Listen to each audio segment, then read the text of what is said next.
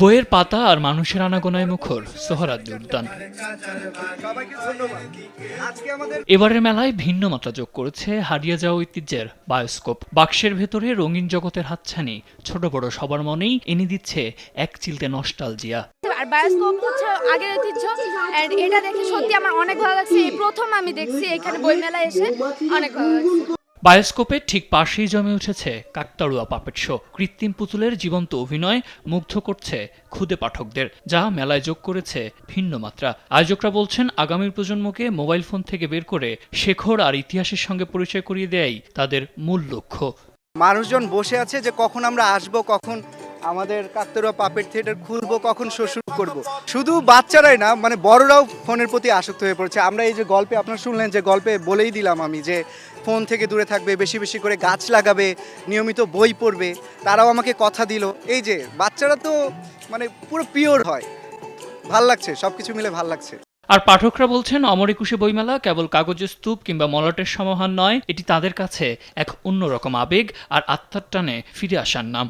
নতুন বই যেসব আসতেছে ওগুলা নিয়ে মানুষজন এখানে জানতে পারে, বই নতুন ঘাটাঘাটি করতে পারে, এবং ওভারঅল মানে আমার মনে হয় যে পিডিএফ কখনো মানে অ্যাকচুয়াল বইয়ের বিকল্প না।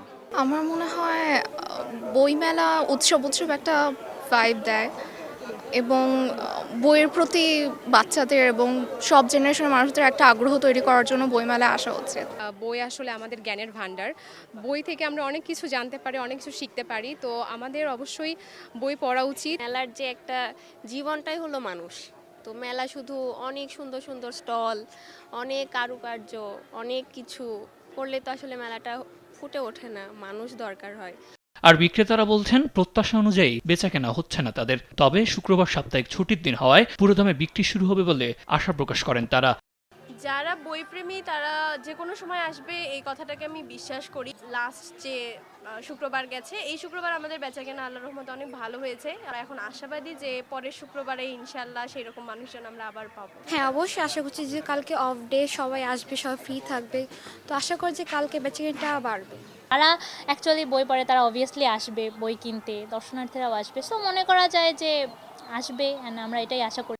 বায়োস্কোপের রঙিন ছবি আর পাপেট শোর জাদুর আড়ালে মিশে আছে হাজার বছরের ইতিহাস। আধুনিকতার ভিড়েও মেলা প্রাঙ্গণ হয়ে উঠবে শুদ্ধ সংস্কৃতি আর সুস্থ বিনোদনের চরণভূমি, এমন প্রত্যাশাই সবার। সাদ আহমেদ, দেশ টিভি, ঢাকা।